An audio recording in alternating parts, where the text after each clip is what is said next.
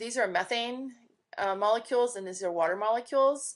And so if you're looking at this picture, the question I would ask you is can you draw the inter versus intramolecular bonds? Can you look at these images and decide what's inter and intra, or can you draw them? And so this, in this case, this is the water molecule. This is the intra, because it's within the discrete molecule.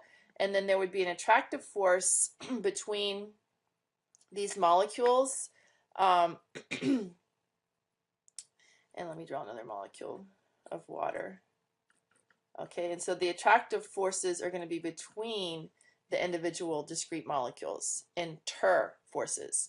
In methane, you'll see that this is, if you think about methane, methane is a gas normally at room temperature and pressure. Water is a liquid at room temperature and pressure, okay? And so what that's going to lead me to understand is that, you know, what holds something as a, and the size is very similar. This is molecular weight 16, this is a molecular weight of 18. So the mass of these two molecules is very, very similar, but the water is a liquid at room temperature and pressure, and methane is a gas. And that's because in the case of water, water is a polar molecule, so our electron cloud is unevenly distributed.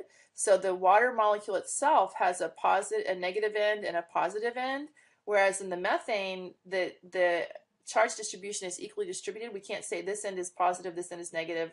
There's no polarity associated with it. So therefore, the intermolecular forces here are so weak that if it's in the gas phase, we'd say there's no intermolecular forces, okay?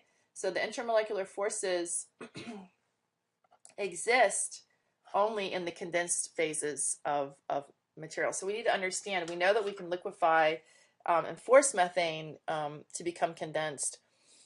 We know, water, we can make it into a gas if we heat it up. So we want to try to understand how does all of this work to be in a gas phase or a liquid phase.